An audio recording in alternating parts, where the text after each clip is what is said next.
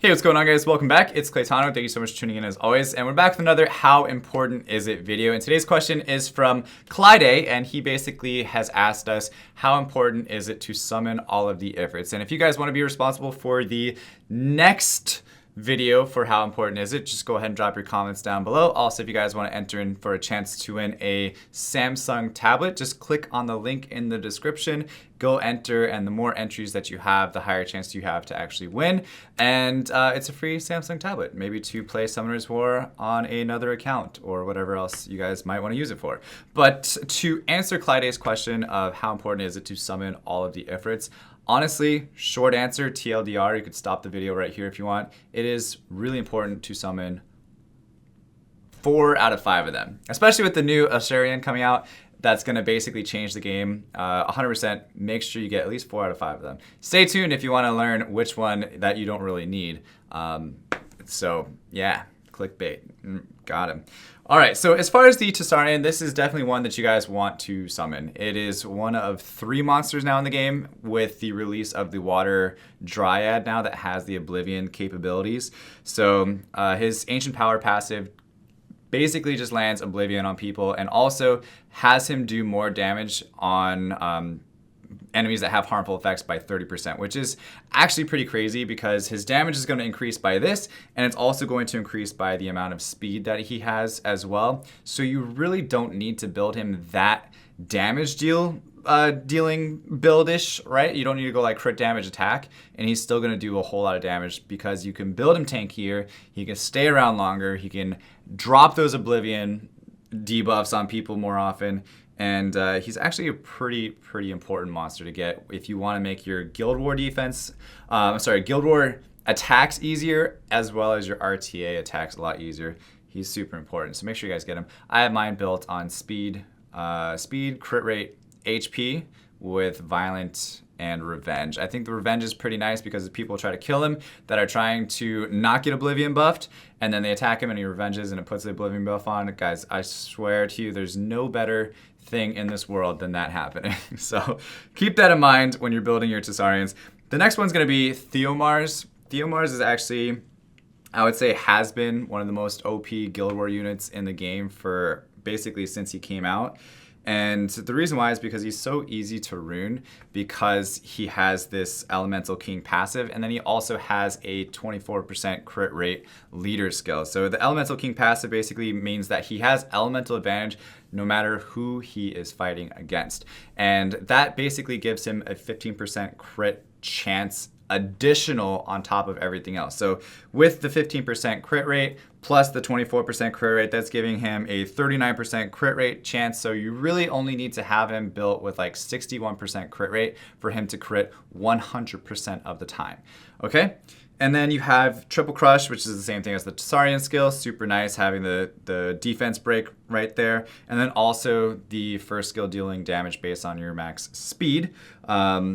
Or according to attack speed, and then also landing the dots. So there's so many things that Theo Mars does well. And then of course, not to mention when you go to kill him, he has the immunity to death for 1 turn, which is pretty crazy, especially like if you pair him with some other monsters like Triana or Vanessa and stuff like that, that allow him to have like even more chances to survive, because even like 1 turn from Theo Mars can turn into like 7 turns from Theo Mars, and it could literally take out your entire team. So just keep that in mind. Up next though, we have the Wind one, and this one I'll admit is definitely like the one that you probably don't need to get. He's basically just an AoE damage dealer, and there's nothing wrong with this, honestly. Super Crush attacks all enemies and stuns them with 30% chance. The damage is proportionate to your max HP. So if you're trying to deal a lot of damage with a Common Mirror, it's not going to be dealt with by Super Crush because you're not going to really build him with HP. You're more so going to be building him with like attack or damage attack if you're going to be using him on like, I don't know, arena offense or something like that. But his third skill is pretty decent. Mock Crush attacks all enemies with powerful magical energy. The damage increases by 30% for each harmful effect on the enemy. So the more harmful effects you have on an enemy, the more damage you're going to deal. So if you do like something maybe along the lines of, I don't know, Galleon, that's only 1 harmful effect. If you do something like Mantura, you have a lot more. And so the more debuffs you can land on people, the more damage you're going to do. And it is an AoE. And it does do a lot of damage if you get it in the right area. But is he really needed? 6 out of 10. If you don't have any other AoE damage dealing monster, then yeah, sure, get him, I would say. Same first skill as everybody else though, and then like an accuracy leader, who needs that? Accuracy's a lie in Summoner's War, everybody knows that. And we have Elsharion. Okay, so I haven't talked about Elsharion on my YouTube channel at all, other than my prediction of the skills that he was going to have. I have talked about the actual skills that have been released now on my Twitch channel, twitch.tv/Claytano, but I haven't done it on YouTube yet. So for my prediction, I was wrong. He is going to have a different third skill, which in my opinion is going to absolutely change Summoner's War. I think. It is another prediction, but I think it's going to change Summoner's War because basically what it does, to explain it, steals one beneficial effect from the target and applies to all allies after the attack. That's actually insane. So if you think about RTA and how that works, imagine having a Wusa or a Veligil or a Amelia or anything like that that has like immunity buffs.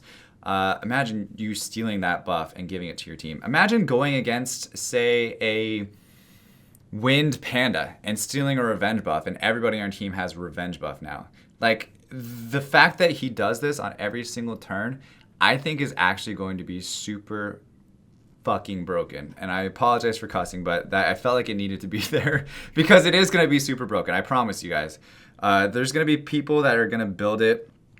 I would assume I'm going to build mine like pretty tanky. I'm going to build him probably tanky with a lot of speed. And I'm going to try to steal like everybody's buffs and deal damage based on my max attack speed with my first skill rather than trying to do it with like attack, crit damage, attack, or something like that. I think that's my plan. Of course, when I actually get it and mess around with it, then things could potentially change. But honestly, this third skill right here is going to change Summoner's War, in my opinion. And I'm really, really glad that they didn't go with the previous the previous data mined third skill for Elsharion, which is like dealing damage AoE based on your max speed, which like that was like so bad, okay? That's irrelevant. This is actually relevant. It could mess some things up, in my opinion. But definitely 100%, you need to get him. Do your events, get him. I'm very far behind, but I recommend everybody getting him. And then Vermos, he's maybe not so important later on in the game, but definitely going into like GB10, DB10, and trying to start your beginner dungeon teams, you should definitely get a Vermos. He makes things really easy. Let's just be honest, okay? He makes things really easy because of his skill set. So you want to build him pretty tanky, speed, HP, violent as well, and he's going to remove the weakening effect, except inability effects on all allies each turn, and recovers 3% of HP removed.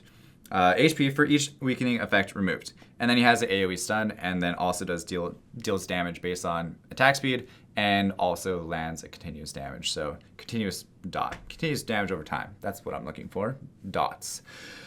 But yeah, so Vermos should also definitely be summoned as well. Like honestly, like I said, you probably won't use him later on in the game, but definitely early on in the game you will. But yeah, definitely an interesting question from Clyde. I would say, again, TLDR, get everybody other than like, the only one that's kind of irrelevant is Bafunier, just because there's a lot of other options that kind of replace him. But for mostly all of the other IFRITs, there's not other options that replace these monsters, which is kind of an interesting thing to think about. And I didn't really think about it until Clyde asked the question, and that's why I made the video on it. So aside from that though, guys, thank you so much for watching. As always, stay soupy, don't be potatoes, and I will see you guys next time. All right, peace. So please, if you're out there, will you hear my prayer?